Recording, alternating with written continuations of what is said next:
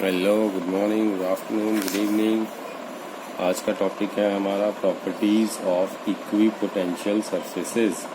What are the properties of equipotential surfaces. जैसे कि हमने लास्ट वीडियो में देखा था कि इक्विपोटेंशियल सरफेस क्या होता है, उसका थोड़ा सा रिकैप हम कर लेते हैं कि equipotential surfaces are the surfaces on which potential is same everywhere.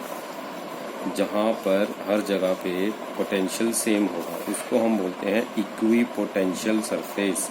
अगर मैं पॉइंट चार्ज की बात करूँ या फिर एक लीनियर चार्ज की बात करूँ, दोनों के लिए हमने इक्विपोटेंशियल सरफेसेस में स्फीयर और सिलेंडर की एग्जांपल से एक्सप्लेन किया था।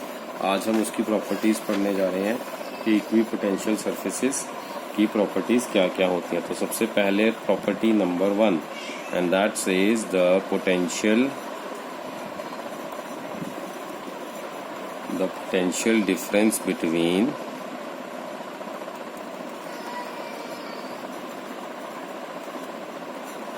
any two points on equipotential surface is zero।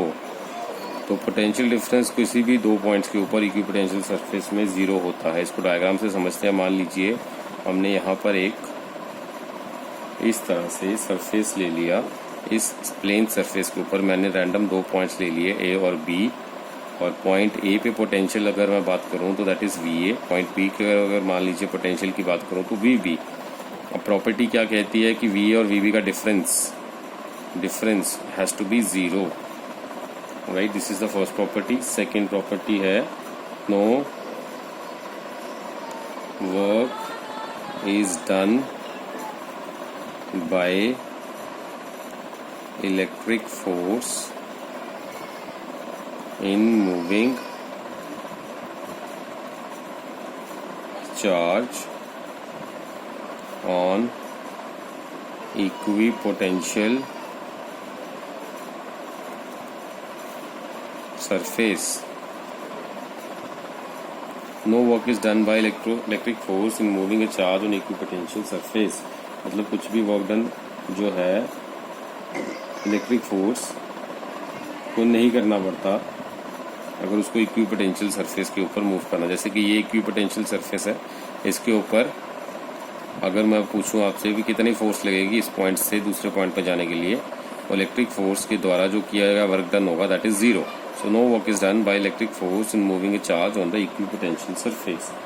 This is the second property। Third says the work done by electric force is equals to negative work done by external agent. तो work done जो होगा electric force का that is equal to negative work done by the external agent. तो that means अगर मान लीजिए वही हमने प्लेन ले लिया, यही डायग्राम अगर मैं कंसीडर करता हूँ, तो इन द सेम डायग्राम अगर मुझे पोटेंशियल निकालना है that means difference between latter से यही मैंने पोटेंशियल एरिया ले लिया, इसके यही पॉइंट ए और बी ले लिए मैंने, और पोटेंशियल एट पॉइंट बी क्या होगा हमने बताया V B. Potential at point A क्या होगा हमने बताया वी ए। तो V B minus V A is going to be equals to work done by the external agent per unit charge Q, जिसको हमने इस सरफेस के ऊपर मूव कराना है। So work done by the external agent that is from B to A. तो B से ए तक मूव करने के लिए जितना उसको वर्क डन करना पड़ेगा that is work done by the external agent in moving the charge from B to A. So work done अगर मैं बात करूं, डिफरेंस अगर दोनों के बीच का जीरो है तो वर्क डन कितना हो जाएगा W upon Q is equal to zero. That means W is equal to zero. तो यही ये प्रॉपर्टी बता रही है कि work done by the electric force is equal to negative work done by the external agent. ये property के हिसाब से। और यहाँ पर अगर इक्विपोटेंशियल सरफेस के अंदर बात करें तो उस केस में वर्क डन हो जाएगा zero. Right, moving to the next, that is the direction of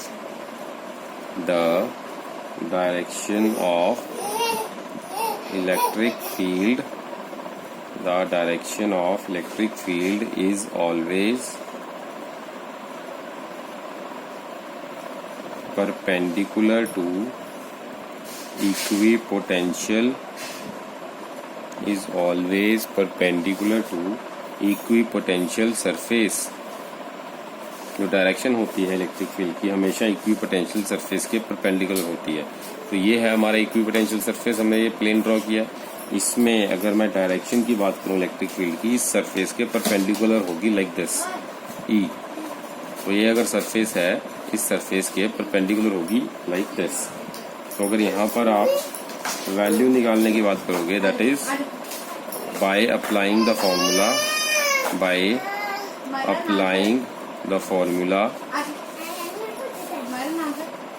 dV is equals to minus of E dot dr.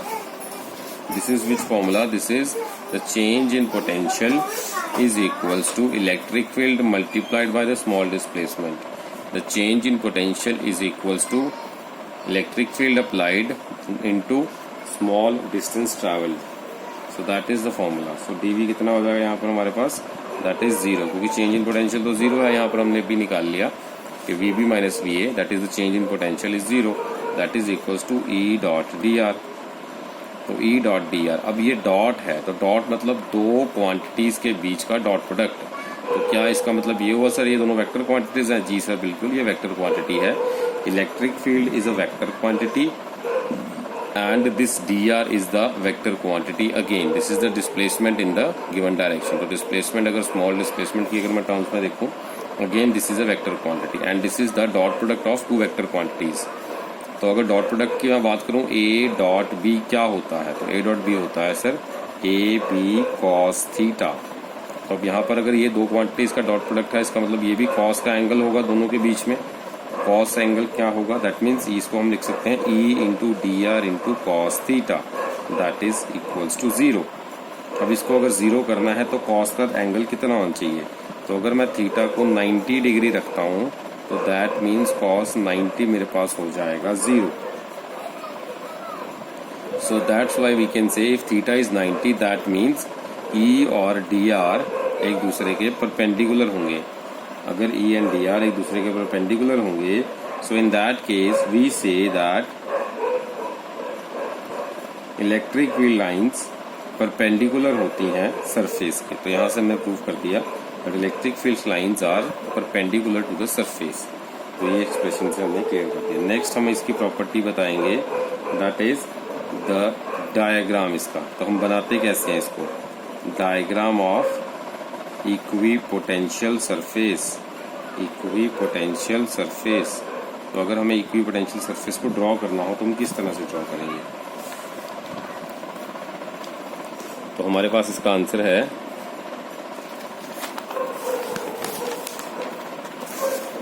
कि अगर हमने किसी इक्विपोटेंशियल सरफेस को ड्रॉ करना हो तो वो कुछ इस तरह से ड्रॉ होता है। यूनिफॉर्मली डिस्ट्रीब्यूटेड होगा एक प्लेन से इलेक्ट्रिक फील्ड लाइंस। जैसे कि मान लीजिए मैंने यहाँ पर एक प्लेन ड्रॉ कर दिया कुछ इस तरह से लाइक दिस।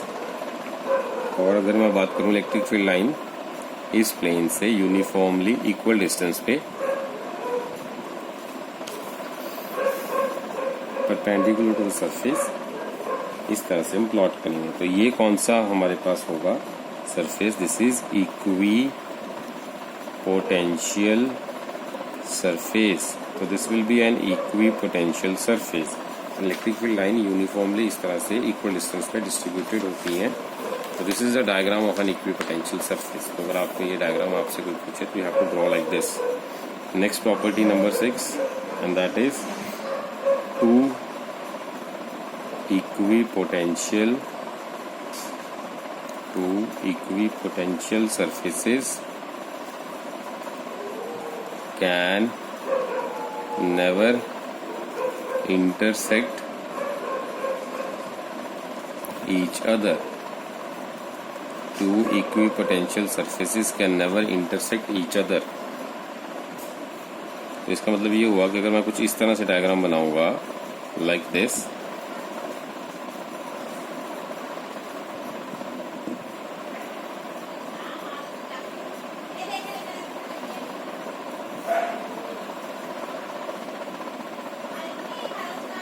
ये this is the equipotential surface number 1, this is my equipotential surface first, this is the equipotential surface 2, equipotential surface number 2।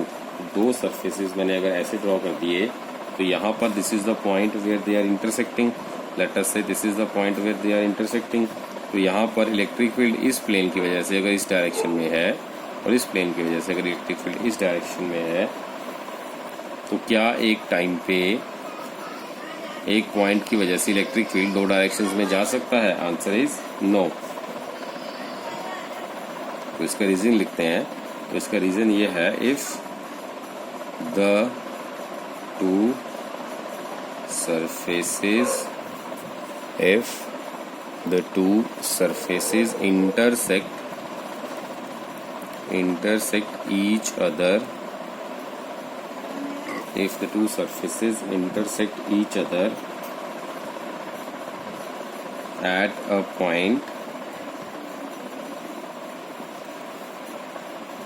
then at intersection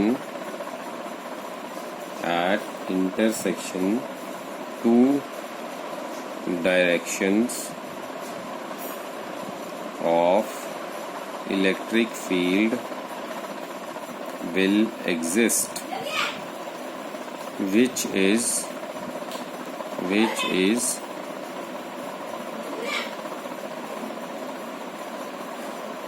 practically impossible।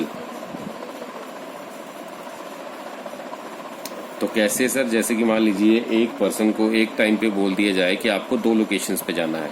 Late us से example, अगर एक पर्सन को बोल दिया जाए कि एक at a given time, let us से शाम को 5 बजे, अगर एक पर्सन को बोल दिया जाए कि आपको दो लोकेशंस पे पहुंचना है, at location A and at location B, so it is practically impossible for a person to reach simultaneously at the same time, let us say जैसे कि 5 o'clock एट पोजीशन ए और पोजीशन बी। सिमिलरली अब इस point of intersection पे यहाँ पर इस electric field को बोल दिया गया है कि you have to go in this direction and you have to go in that direction, and it is impossible for the same electric field line at the same time it has to move in 2 directions.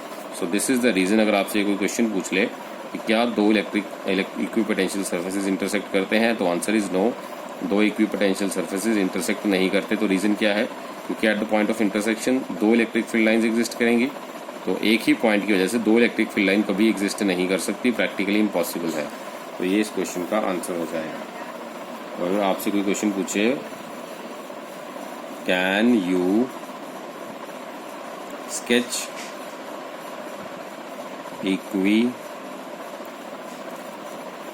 Equipotential surface for an dipole? Can you sketch equipotential surface for an dipole? Answer is yes, I can sketch। तो कैसे sketching होगी इसकी? एक तरफ हमने positive charge ले लिया sir, एक तरफ हमने सर नेगेटिव चार्ज ले लिया। तो अब हमने इसको सेंटर टू सेंटर ज्वाइन कर दिया लाइक दिस। यहाँ पर हमने इसको सेंटर टू सेंटर ज्वाइन कर दिया। अब इसके बाद हम क्या करने वाले हैं? इसके बाद हम इसके सराउंडिंग में इलेक्ट्रिक फील्ड लाइंस को इस तरह से प्लॉट कर देंगे। This is the first electric field line, this is the second one, this is again the third one।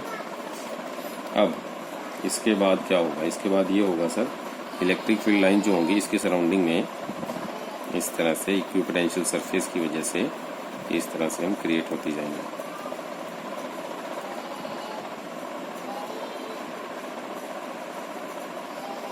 ये इक्विपोटेंशियल सरफेस की वजह से कोसेंट्रिक सर्कल्स में ड्रॉ करने की कोशिश कर रहा हूँ। Hope it is visible to you like this. Yes, equipotential surface की वजह से इस तरह से डायपोल के लिए हम प्लॉट कर सकते हैं।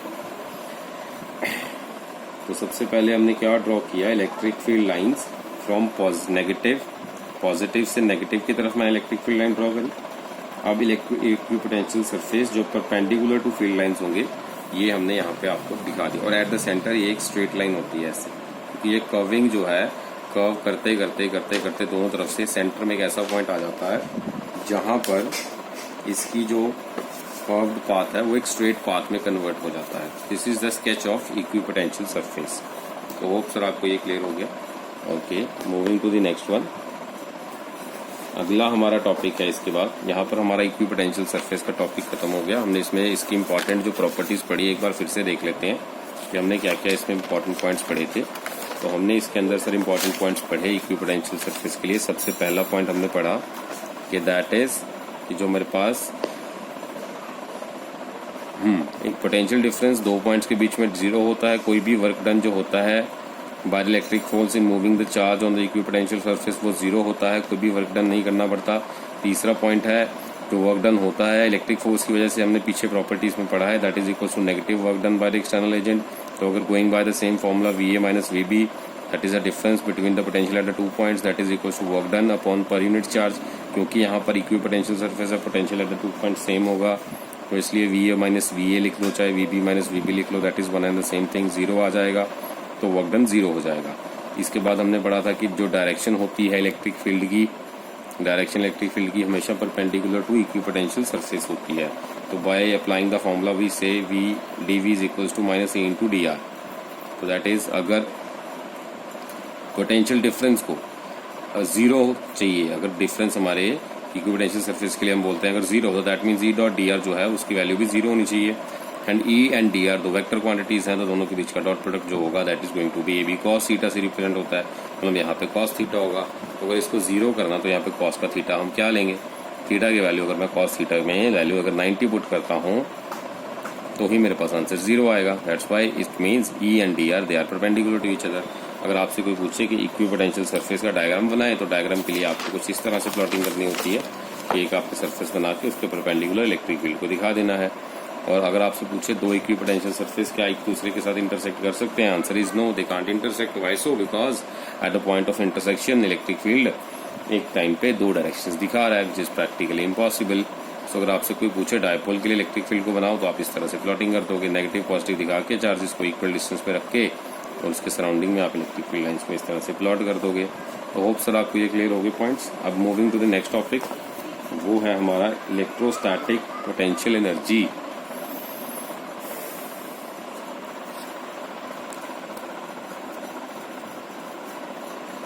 That is electrostatic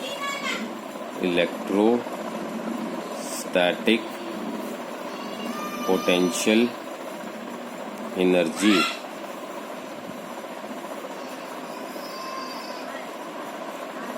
electrostatic potential energy. अब सबसे पहले इसका सिंबल देख लेते हैं। इलेक्ट्रोस्टैटिक पोटेंशियल एनर्जी को जनरली बुक्स में U, कैपिटल U से रिप्रेजेंट करते हैं।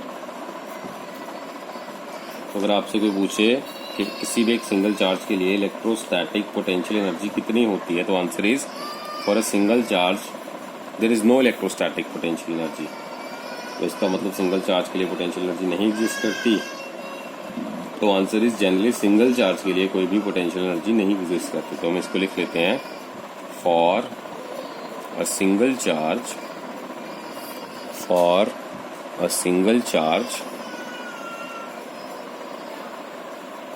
there is no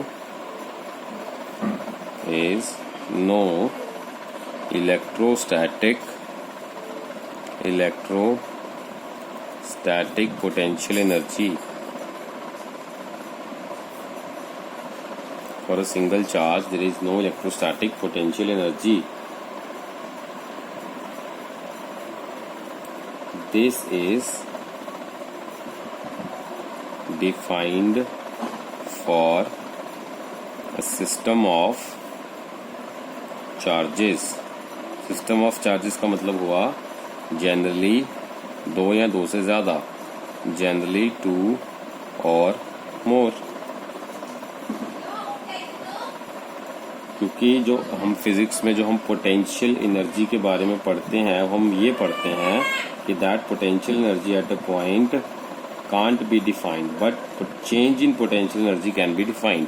तो पोटेंशियल एनर्जी अगर किसी पॉइंट पे आपसे कोई पूछे, तो आपसे पूछ रहा है कि क्या डिफिनेशन होगी इसकी, तो आंसर इज किसी एक पर्टिकुलर पॉइंट के ऊपर सर हम पोटेंशियल एनर्जी की डिफरेंस को ही बता सकते हैं। किसी एक पर्टिकुलर पॉइंट पे पोटेंशियल एनर्जी की वैल्यू को हम नहीं बता सकते। क्योंकि पोटेंशियल एनर्जी हमेशा डिफरेंस की टर्म्स में देखी जाती है, ना कि एक सिंगल वैल्यू की टर्म्स में। तो इसका मतलब जो हमने आज तक पढ़ा था, there was a lagging in between that, कि अगर आपसे कोई पूछे कि फिजिक्स के अंदर पोटेंशियल एनर्जी को डिफाइन करो, तो वी कांट डिफाइन। बट अगर आपसे कोई पूछे कि चेंज इन पोटेंशियल एनर्जी को डिफाइन करो, तो you can say yes we can define change in potential energy. So we generally use change in potential energy, which is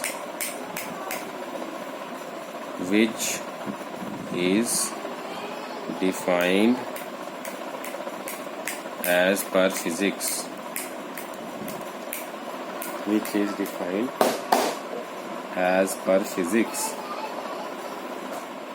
सो अगर मान लीजिए मेरे पास दो चार्जेस हैं, इनिशियली कुछ डिस्टेंस पर हैं, अगर ये एक दूसरे से दूर रखे हुए हैं, तो अगर मैं कुछ इलेक्ट्रोस्टैटिक फोर्स उनके ऊपर अप्लाई करता हूँ तो उनकी पोटेंशियल एनर्जी चेंज होगी।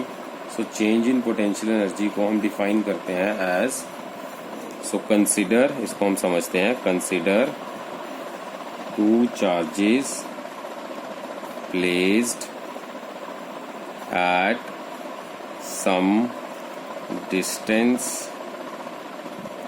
with respect to each other,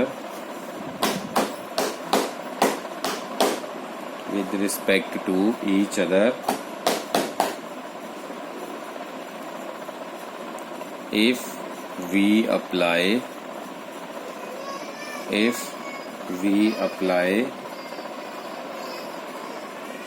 some force, then their potential energy be changed, and this change can be defined as,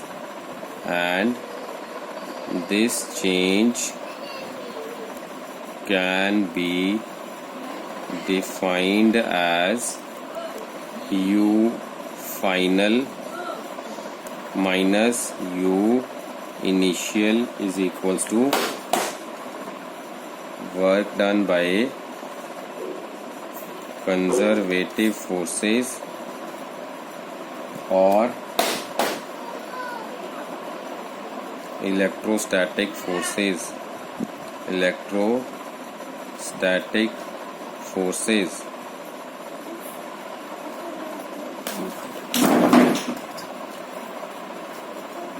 और U final minus U initial is equals to positive work done by the external agent, provided delta KE, change in kinetic energy, 0. There is no change in speed. So मैंने क्या बताया sir? मैंने ये बताया, अगर एक single charge है, उसके लिए अगर आपसे कोई बोले कि कितनी इलेक्ट्रोस्टैटिक पोटेंशियल एनर्जी की वैल्यू है, तो आंसर इज, सिंगल चार्ज के लिए सर मैं पोटेंशियल एनर्जी नहीं बता सकता। अगर मुझे पोटेंशियल एनर्जी को बताना है, उसके लिए मुझे दो या दो से ज़्यादा चार्जेस चाहिए। जनरली जो पोटेंशियल एनर्जी चेंज होता है फिजिक्स के अंदर, वो दो पॉइंट्स के बीच का ही डिफरेंस होता है। अगर सिंगल पॉइंट के लिए अगर आपसे कोई पोटेंशियल एनर्जी की टर्म्स में पूछ रहा है, तो you can't define, for that you need 2 points. तो इसीलिए हमने दो चार्जेस लिए, उनको कुछ डिस्टेंस पे रखा आपस में एक दूसरे के साथ। तो अगर मैं उसके ऊपर कुछ फोर्स लगाऊंगा, तो फोर्स लगाने से क्या होगा, तो पोटेंशियल एनर्जी में चेंज आएगा।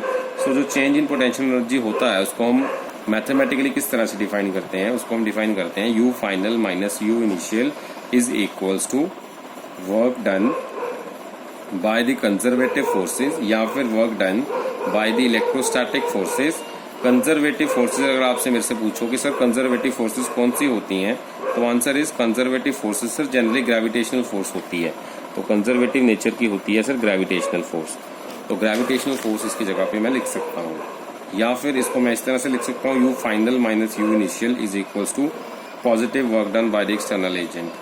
तो positive work done by the external agent और negative work done by the, यहाँ पर नेगेटिव था, negative work done by the gravitational force या इलेक्ट्रोस्टैटिक फोर्स या कंजर्वेटिव फोर्सेस। तो दोनों की टर्म्स में इसको लिख सकता हूँ, लेकिन इसमें एक कंडीशन है कि काइनेटिक एनर्जी जो होनी चाहिए दैट शुड बी जीरो, यानी कि change in speed is not allowed, only then we can calculate electrostatic potential energy. तो अगर मैं इलेक्ट्रोस्टैटिक पोटेंशियल एनर्जी दो पॉइंट्स के बीच की फाइंड करना चाहता हूँ तो मैं कैसे फाइंड करूँगा? तो हम लिखेंगे electrostatic potential energy of two charges. Electrostatic potential energy दो चार्जेस के बीच में क्या है, इसको मैं यू से सिंबलाइज कर रहा हूँ। तो इसके लिए मैंने आपको क्या बताया, मान लीजिए मैंने दो चार्जेस ले लिए, उनको कुछ डिस्टेंस पे रख लिया एक दूसरे के साथ, और ये दो चार्जेस जो फाइनली, तो लिखते हैं इसको, consider two charges, 1 minute, consider two charges Q1 and Q2 placed at a distance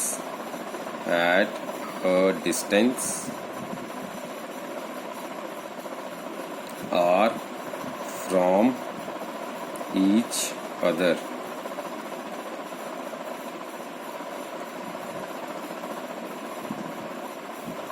Let they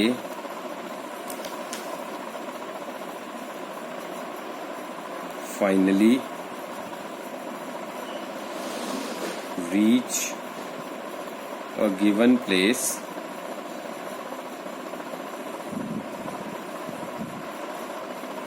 from their initial position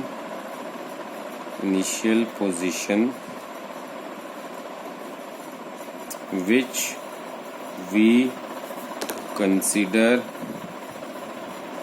as infinity।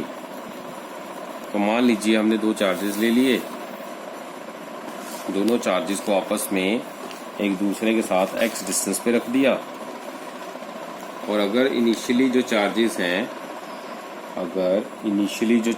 हैं, मान लीजिए इनिशियली जो चार्जेस हैं हमारे पास, वो एक इनफाइनाइट प्लेस पे पड़े हुए थे, एक इन्फिनिटी पॉइंट पे पड़े हुए थे। हमने क्या करा, उनको इन्फिनिटी से उठा करके एक गिवन प्लेस, एक गिवन पोजीशन, कोई भी हो सकती है गिवन पोजीशन हमारी लोकेलिटी, हमारी सराउंडिंग में, वहां पर उठा के ले आए। क्योंकि हमें पता है कि जो दो चार्जेस हैं उनके अंदर जो पोटेंशियल होता है जब वो इन्फिनिटी पे होते हैं, उसको हम जनरली जीरो कंसिडर करते हैं। तो इसलिए वर्क डन जो होगा एक्सटर्नल एजेंट को करना पड़ेगा, उन दोनों चार्जेस को, एक्सटर्नल एजेंट को कुछ वर्क डन करना पड़ेगा उन दोनों चार्जेस को उठा करके एक इन्फिनिटी से गिवन पोजीशन तक लेके आने के लिए, right. So now two charges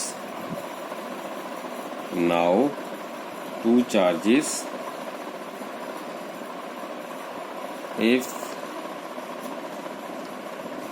have to be moved from infinity to given point, then some work has to be done by the external agent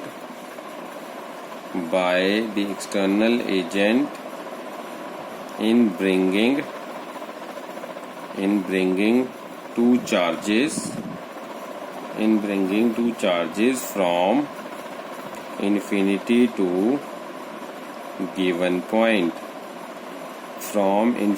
to given point, as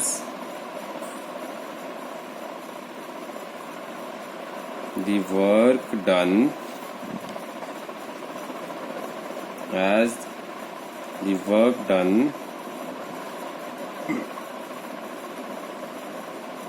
as it is not the work done, as the potential of two charges at infinity is 0, अगर उनकी value 0 है, अगर दो charges की infinity पे पड़े हुए हैं तो उनके ऊपर अगर आपसे कोई पोटेंशियल पूछे तो आपने क्या देना है आंसर कि that is eight infinite position उसके ऊपर पोटेंशियल 0 होता है, उसको वहां से उठा के यहाँ पर एक गिवन पॉइंट पे लेके आएंगे तो वहां पर पोटेंशियल लाने के लिए मैथमेटिकली उसको कैसे एक्सप्रेस करते हैं, this is mathematically written as u final minus u initial is equals to work done by the external agent is equals to work done by the external agent. तो इसको इस तरह से हम एक्सप्रेस करते हैं।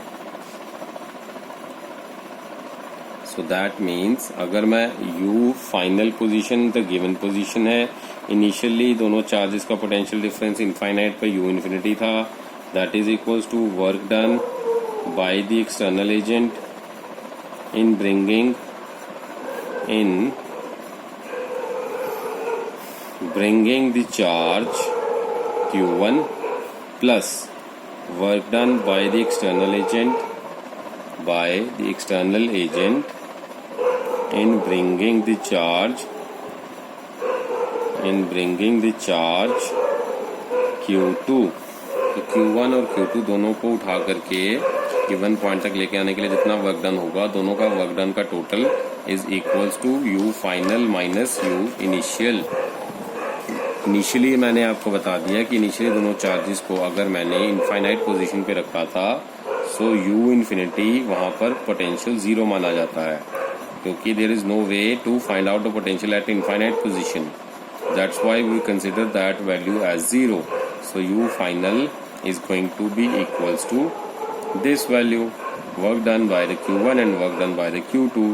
अब अगर work done by the q1 q2 अगर मैं निकालने की कोशिश करूंगा, ये मैंने आपको बता दिया, this is equals to the formula k q1 q2 by distance का स्क्वायर।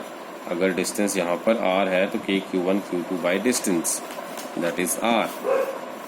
सो इलेक्ट्रोस्टैटिक पोटेंशियल एनर्जी इसके बराबर होती है, that is equals to work done by the external agent in bringing the charge from infinity to that given point।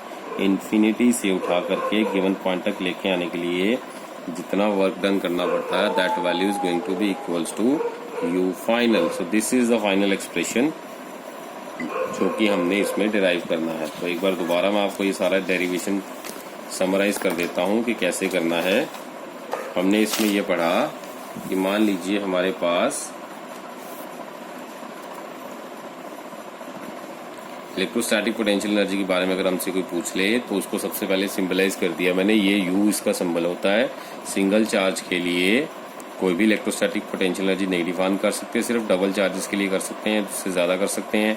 तो इसके लिए formula जो हमने बताया कि अगर दो चार्जेस कुछ आपस में x डिस्टेंस पे पड़े हुए हैं तो उसके लिए मैं पोटेंशियल एनर्जी निकालना चाहता हूँ, उसके लिए formula u final minus u initial that is equals to work done by the electrostatic force और work done by the external agent. उसमें नेगेटिव साइन होता है, इसमें पॉजिटिव साइन होता है। इलेक्ट्रोस्टैटिक पोटेंशियल एनर्जी अगर दो पॉइंट्स के लिए निकालनी है तो उसके लिए दो चार्जेस हमने q1 q2 ले लिए, दोनों को आपस में r डिस्टेंस पे रख लिए एक दूसरे के साथ। अब मान लीजिए फाइनली ये इन्फिनिटी हमारी गिवन पोजीशन पे आएंगे और इनिशियली इन्फिनिटी पे पड़े थे, तो इन्फिनिटी से उठा करके हमारी गिवन पोजीशन तक लाने के लिए जितना वर्क डन करना पड़ेगा एक्सटर्नल एजेंट को, that can be mathematically expressed as u final minus u initial is equals to work done by the external agent. तो u final minus u initial क्या हो जाएगा, इनिशियली वो इन्फिनिटी पे था इसलिए इनिशियल पोजीशन पे उसका वैल्यू था u इन्फिनिटी, तो that is equals to work done by external agent in bringing the charge q1 plus charge q2। तो दोनों का वर्क डन जो होगा उसको अगर मैं एक्सप्रेस करना चाहूँ mathematically that is equals to k q1 q2 by the distance between the two charges. And यहाँ पर फाइनल पोटेंशियल एनर्जी को हमने uf से रिप्रेजेंट करा, इनिशियली हमने माना था इन्फिनिटी पे तो उसकी वैल्यू जनरली 0 हम कंसिडर करते हैं। तो इस तरह से इसका फाइनल एक्सप्रेशन आ गया। तो होप सर आपको ये डेरिवेशन क्लियर हो गया। इस डेरिवेशन के बेसिस पे जनरली कुछ न्यूमेरिकल्स जो हैं वो हम डिस्कस कर लेते हैं, एक आधा इंपॉर्टेंट न्यूमेरिकल जो इसके ऊपर बेस्ड पूछ लेते हैं। So the question is something like this, question for the equilateral triangle consider three charges Q placed at a distance x from each other। एक इक्विलेटरल ट्रायंगल के लिए अगर मैं तीन चार्जेस जिनका मैग्नीट्यूड Q है, जो आपस में x डिस्टेंस पे पड़े हुए हैं एक दूसरे के साथ, तो आपको जो है इस तरह से कुछ इन्फॉर्मेशन दे रखा है, समथिंग लाइक दिस। ये एक इक्विलेटरल ट्रायंगल है, इसके अंदर ये जो साइड्स हैं आपस में साइड्स का डिस्टेंस हमें x दे रखा है, और हमसे क्या पूछ रहे हैं कि अगर तीनों कॉर्नर्स पे यहाँ यहाँ और यहाँ, late us say this is point 1, point 2 and point 3, तीनों की वजह से यहाँ पर Q और Q चार्जेस हैं, तो यहाँ पर अगर आपको पोटेंशियल U निकालना है, that is equals to K Q1 Q2 by the distance R।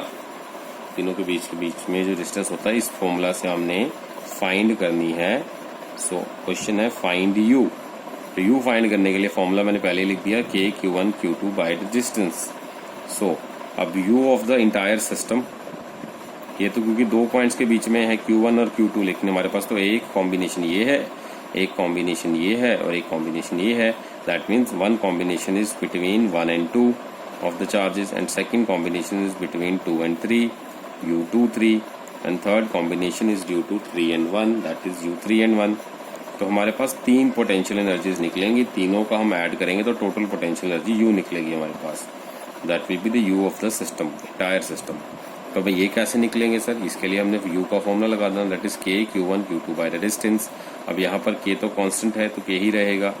Q1 for the first, 1 के लिए Q कितना है, दैट इज Q, 2 के लिए Q कितना है, that is Q bye the distance, जितना कितना है दोनों के बीच में x, प्लस U2 3, 2 से 3 तक के बीच के K into Q bye the distance, distance कितना है दोनों के बीच का x, प्लस 3 के लिए क्या है, that is K into Q by 3 के बीच का डिस्टेंस है सर x।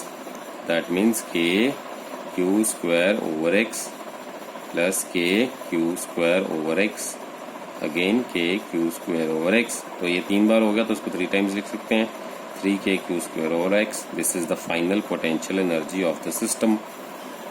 तो इस तरह से हमें पोटेंशियल एनर्जी अगर निकालने के लिए पूछें तो हम इस तरह से पोटेंशियल एनर्जी किसी भी सिस्टम का निकाल सकते हैं।